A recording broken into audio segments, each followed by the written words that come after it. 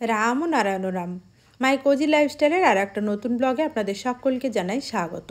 গতকাল এই জামা কাপড়গুলো গোছানো হয়নি, গোছাবো বলে ভেবেছিলাম, গোছানো হয়নি। তাই সকালবেলায় ঘুম থেকে উঠেই প্রথমে জামা কাপড়গুলো গুছিয়ে নিলাম, তারপর ঠাকুরঘরটা ঝাড় দিয়ে নিচ্ছি। গতকাল তো ঠাকুরঘরটা ডিপ ক্লিনিং করে নিয়েছিলাম, যার কারণে খুব বেশি ময়লা ধুলো নেই। ধূপের যা একটু ছাইটাই আছে সেগুলোই ঝাড় দিয়ে পরিষ্কার করে নেব। আর পুরনো যে ফুলগুলো আছে সেগুলো বাইরে ফেলে দিয়েছি। তারপর ঘরগুলো ঝাড় দিয়ে নিয়ে সমস্ত ঘর মুছে চলে এসেছি, মানে উপরের ঘরগুলো আর কি।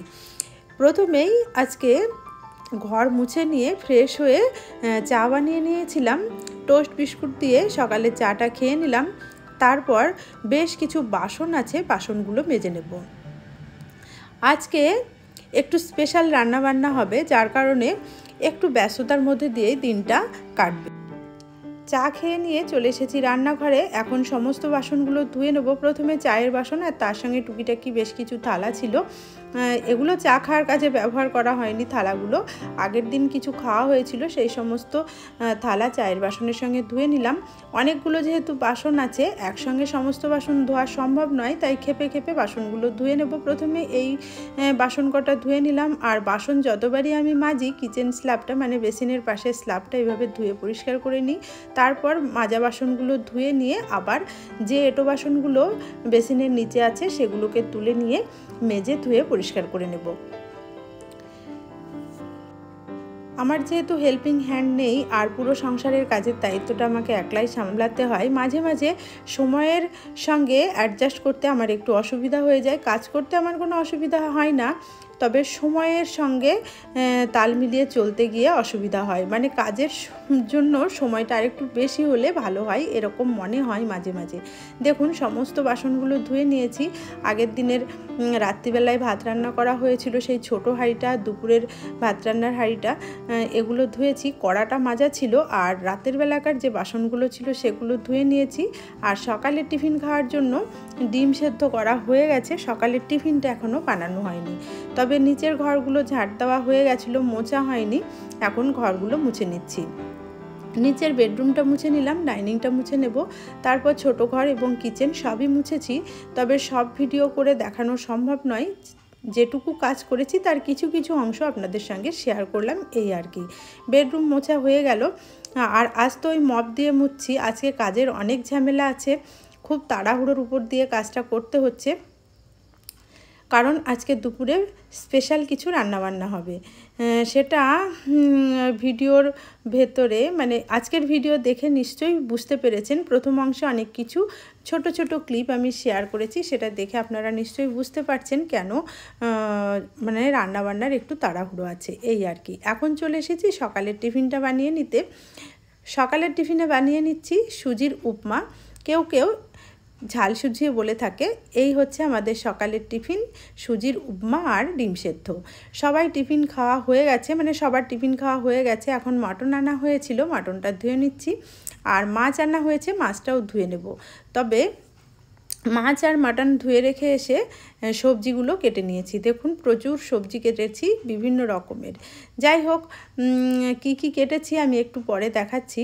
এখন পালং শাকটা ভালো করে বেছে পরিষ্কার করে নিয়ে কেটে নেব আর রান্নার আগে ধুয়ে নেব। পালং শাকের পাতার ভেতরে অনেক রকমের পোকা থাকে, আবার পোকা পাতা থাকে, ঘাস থাকে। এগুলোকে ভালো করে বেছে নিয়ে গোড়াগুলো ফেলে দিয়ে ছোট ছোট করে কাটবো। আলু আর বেগুন দিয়ে পালং শাকের ডালনা রান্না করব, এটাই ইচ্ছা আছে। আর ওই যে 5 রকমের ভাজা কেটেছি, আলু ফুলকপির তরকারি হবে, সেটাও কেটে নিয়েছি। এখন বাকি আছে টমেটোটা কাটতে, টমেটোটা কেটে নেব।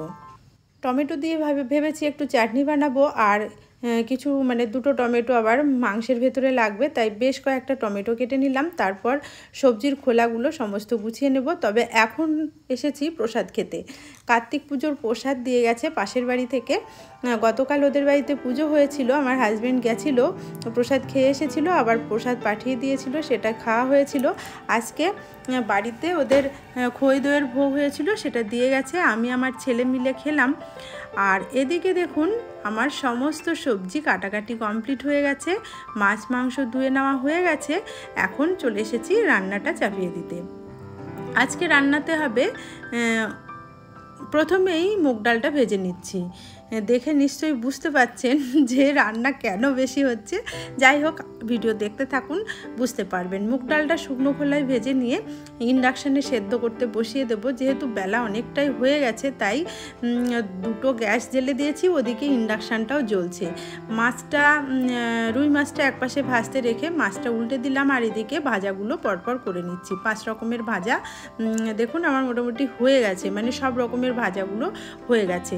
এখন মাছের মশলাটা কষিয়ে জল ঢেলে দিলাম, মাছও দিয়ে দিয়েছি ভাজা মাছটা, আর ওই যে ফুটন্ত জলটা আছে তার ভেতরে ফুলকপিটা দিয়ে এখন ভাপিয়ে নেব। তারপর আলু ফুলকপির তরকারিটা করে নেব। সব তরকারি অল্প অল্প করে করছি, খুব বেশি তরকারি লাগবে না, কারণ মাছ মাংস দুটোই হচ্ছে। আর আপনাদের দাদা ভাই যেহেতু মাংস খায় না, ওর জন্য তো মাছ রান্না হয় বরাবরই, মাছ আজকে হচ্ছে, এই আর কি।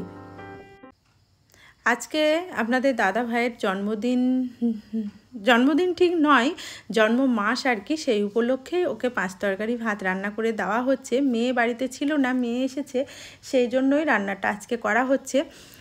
যেদিন জন্মদিনের তারিখ ছিল তার একদিন পরেই মেয়েকে দেখতে গেছিলাম, সেখানেই কেক কাটা হয়েছিল। আজকে তাকে 5 তরকারি ভাত রান্না করে সাজিয়ে দেওয়া হবে, এই জন্যই রান্নাবান্নাটা একটু বেশি হচ্ছে। দেখুন আপনাদের সঙ্গে গল্প করতে করতে আমার মাছের তরকারিটা হয়ে গেছে, ওদিকে ফুলকপিটাও মোটামুটি হয়ে গেছে, এই আর কি।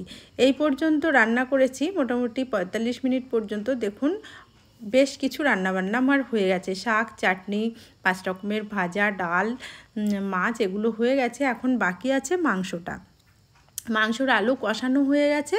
এখন মাংসটা ভালো করে কষিয়ে নিয়ে প্রেশার কুকারে দিয়ে দেবো হুইসেল দেওয়ার জন্য, মানে সিটি দিয়ে নেবো প্রেশার কুকারে।